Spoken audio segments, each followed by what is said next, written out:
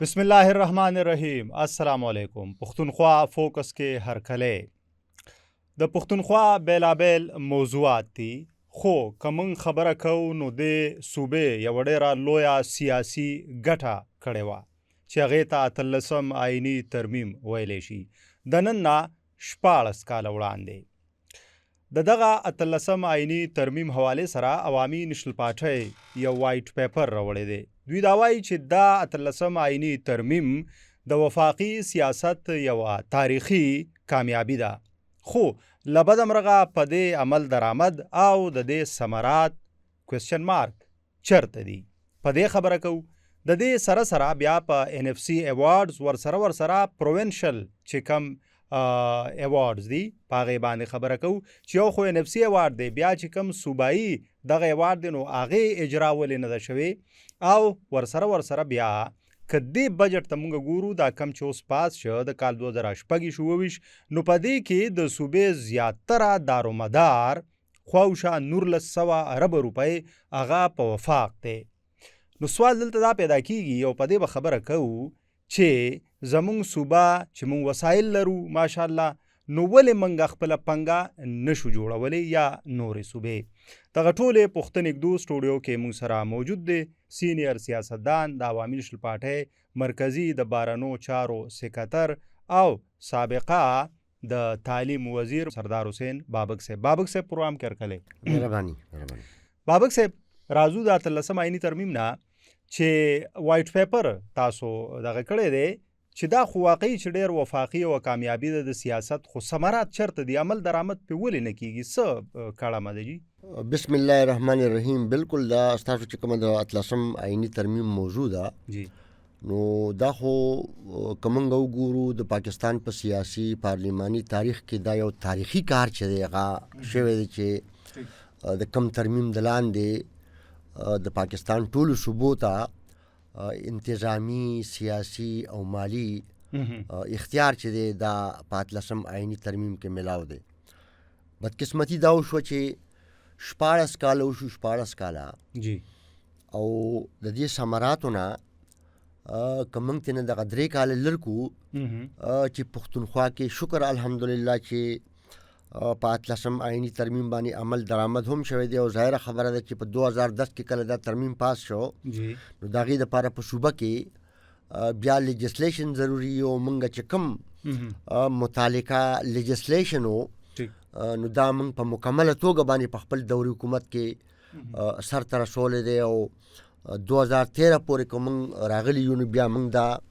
بیخي دې ته تیار کړی دی چې په دې باندې د عمل درآمد چې دی هغه د پیروان چې د هغې کې واضحه ثبوت چې دی هغه ایجوکیشن دی چې که تاسو وګورئ دلته پښتونخوا کې څومره مورنۍ ژبې چې دي هغې له موږ ریجنل لینګویجز اتھارټي جوړه کړه،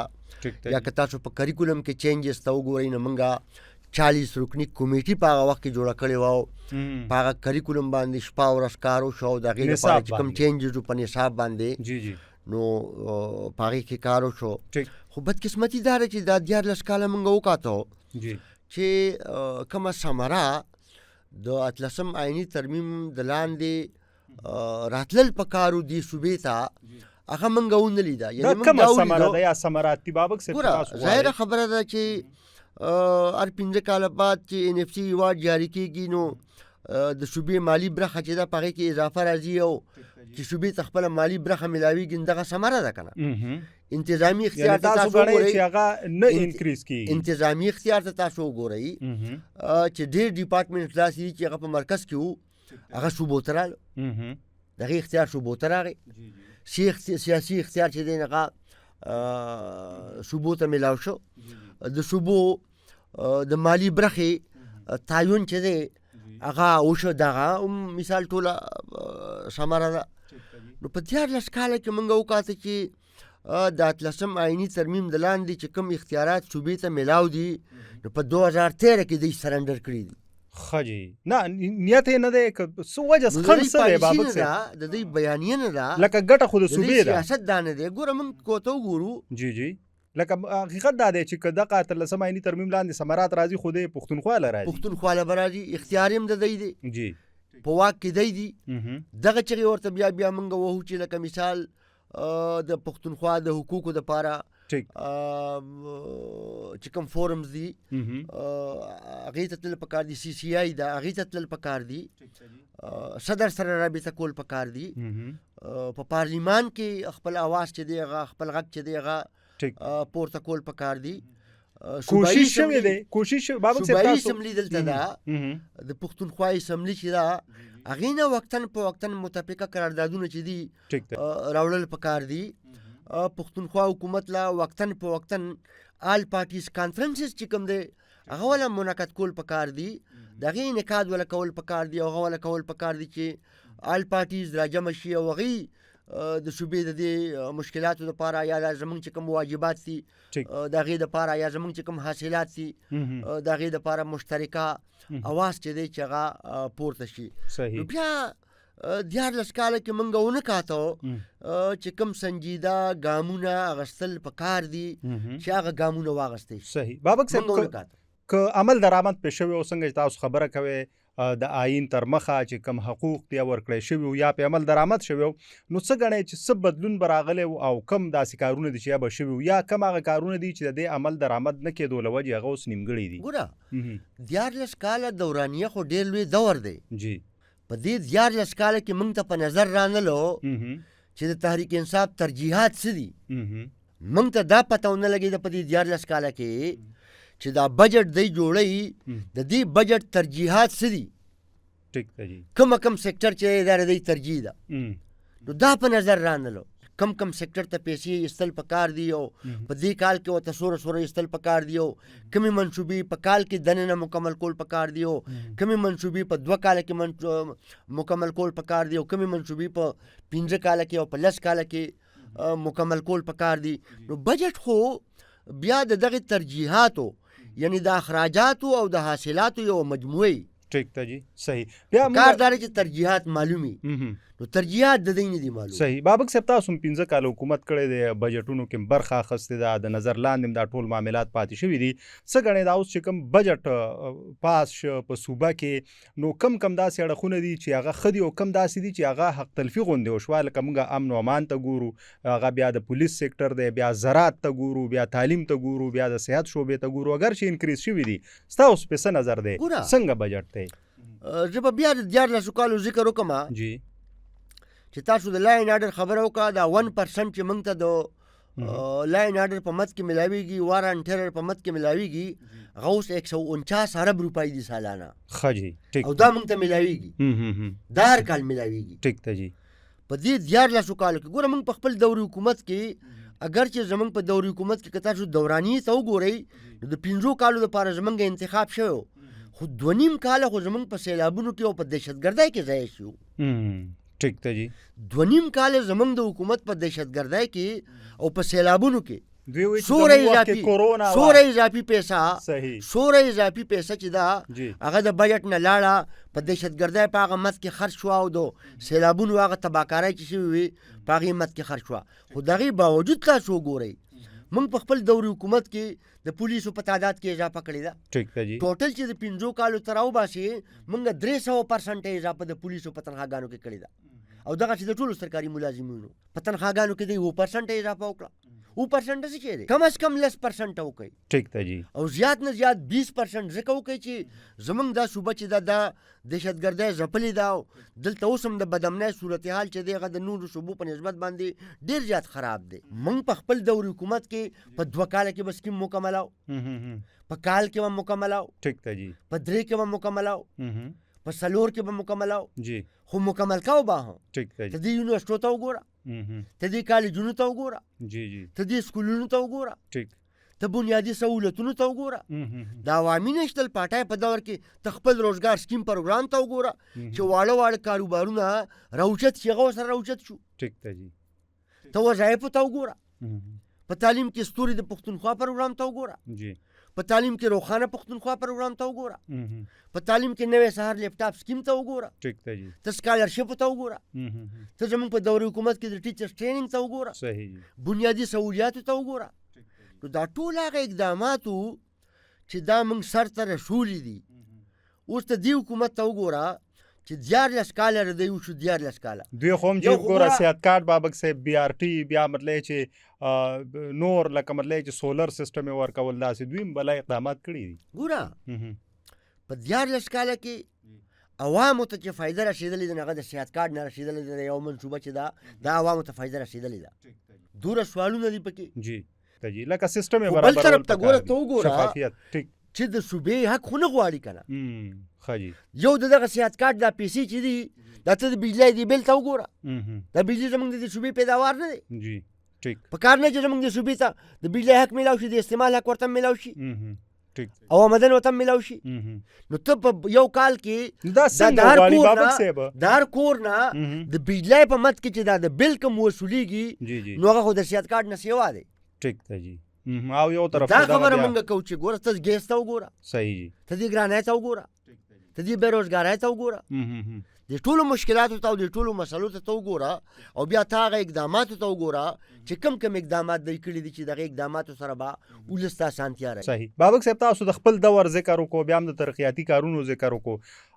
اوس د تیر کال د چې اوس ګورو نو په هغې کې چې کوم بجټ و د ترقیاتي کارونو خواوشا 15% هغه لیفت شوی دی ستاسو په دور کې څه داسې شوي و چې فنډ درنه لیفت شوی و یا نه و لګولی ګوره او دا ولې کېږي څه چل دی زمونږ خو زمونږ د هر سکیم د کمپلیشن ټینیور چې و هغه یو کال 9 میاشتې و او کیپیسټي د دوی نشته که تاسو وګورئ نو په انتظامي توګه باندې زمونږ په دې صوبه کې افسران چې دي جی دا که دا ډپارټمنټ افسران دي نو دوی به خپل ټینیور چې دی دا به برابراوه د هغې نه پس مثال د دوی ټرانسفر چې دی دا به کېده دې دوران کې که بس داسې لیټیګیشن راغی یا به نور ایشوز رالو د هغې په بنیاد باندې به بعضې افسران چې دي OSD شو یا به مثال ټرانسفر شو 14 کاله وشو چې دوی دومره لویه بد انتظامي په دې بیروکریسي کې جوړه کړې ده د هغې په وجه باندې د حکومتي ریټ چې و نو هغه ډېر زیات کمزوری شو نو هغه ریټ چې کمزوری شو نو ظاهره خبره ده دا بیا د هغې اثرات دي چې لکه په جرایمو کې اضافه وشوه یا مثال بجټ لیپس کېږي یا نور داسې ایشوز مثال چې لیک اف پلانینګ هم لږ بد انتظامي ظاهره خبره ده هغه منصوبه بندي دی سره نشته نو ورسره هغه پلانینګ شته او نه خپل ترجیحات سیټ کړي دي صحیح دي او نه توجه ورکوي نه هغسې سنجیده دي نه خپله ذمهواري ګڼي تاسو ګورئ نه چې کله یو ځای کې کراچۍ کې احتجاج دی کله لاهور کې احتجاج دی کله مظفرآباد کې احتجاج دی او کله په بله ضلع کې روډ بند کړی دی نو په 14 کاله کې بیا دی د اپوزیشن چې سوره ممبران دي د اپوزیشن چې سوره ممبران دي یعنی د هغې الکو سره چې دوی کوم ظلم کړی دی هغې د فنډو دی خو منله جي ګنډاپور صاحب د اپوزیشن الکې ته او د اپوزیشن الکو سره زیاتې کړی دی بابک صاحب اوس پروګرام به په دې راټول کړو چې زموږ صوبه مونږ خو وایو ډېر وسایل دي ماشاءالله سیاست هم ښه ګړندی دی ښه ژوندی سیاست دی دلته خو اوس که دې بجټ ته وګورو نو خواوشا 1900 ارب روپۍ زموږ انحصار یعنی 90% 90% دا په وفاق باندې دی ولې موږ خپل هغه مطلب چې پروډکشن نشو کولی خپل محصولات ولې زموږ صوبه نشي کولی داسې د نورو صوبو هم دی په وفاق بالکل حاصلاتو کې دی ډېر زیات ناکامه دي او که موږ وګورو نو تر ډېره حده پورې دی په حاصلاتو کې ناکامه دي او د هغې لکه موږ سره ټوریزم شته دی جي د هغې زور چې دی هغه زموږ د صوبې نه ووتو ټیک ده جي دی په دې بجټ کې چې کوم اخراجات خولی دي چې 2170 ارب روپۍ اخراجات دي او بیا حاصلات چې ټول را جمع کړي دي نو 48 ارب روپۍ دی وایي چې خساره دا د خسارې بجټ دی په دې 14 کاله کې زمونږ په دې خپله صوبه کې د آمدن ذرایع چې دي هغه دوی پیدا نه کړی چې صوبې ته به د هغې نه خپل آمدن چې دی چې هغه به ترېنه راځي او زمونږ دا صوبه به څه موده پسو په خپلو خپو ودرېږي او انحصار چې دی هغه بیا په مرکز په دې شکل نی چې زمونږ ورته بقایجات دي دغه بقایجاتو اخیستو دپاره ضروري خبره ده چې دا د یو سیاسي جماعت په منشور کې وي نو دا د دې سیاسي جماعت په منشور کې شته نه صوبایي خودمختاري یا د صوبې حقوق چې دي دا خو د دوی په منشور کې نشته کني 4 کاله خو د دوی په دې مرکز کې حکومت راغلی دی یو حق ته ماته وښیه چې دې صوبې له ورکړی د مسلم لیگ ته خو ګیله نه کوو زه دوی وایي چې موږ سره اپوزیشن دی او موږ سره زیاتې کوي بالکل نو ولا مسلم لیگ خپل حق ورکړی دی او نو ولا پی ټی آی خپل حق ورکړی دی ټیک ته جی او نه د دې صوبې حکومت د مرکز نه خپل حق غواړي تاسو وګورئ د سی سی آی ته نه ځي دوی د پښتونخوا اسمبلی نه متفقه قراردادونه نه راړي دوی په قومي اسمبلی کې خپل لابینګ نه کوي چې دوی هلته دومره تعداد دی چې د پښتونخوا دپاره اواز پورته شي دوی په سینټ کې هغه لابینګ نه کوي دومره ممبران د دوی ناست چې د پښتونخوا دپاره د پی ټی آی په سینټ کې ممبران اواز پورته کړي د دوی حکومت سنجیده نه دی هغه اقدامات نه کوي چې د کومو اقداماتو د لارې به زموږ دې صوبې ته خپل واجبات میلاویږي صحیح جی نو بیا ظاهره خبره ده د هغې اثرات چې دي بد اثرات چې دي په خلکو پرېوځي صحیح ډېره مننه بابک صاحب تاسو راغلی او ډېر ښکلی په NFC اواردز باندې په 18 آئیني ترمیم باندې او صوبه به ترقي څنګه کوي خپله مدن به څنګه جوړوي په دې باندې بابک صاحب خپل نظر هغه شریک حقیقت دا دی که موږ وغواړو زموږ حکومتونه وغواړي سیاسي چې کوم زموږ واکمنان دي دوی وغواړي نو ډېر څه کیدی شي خو د هغې دپاره د ویل او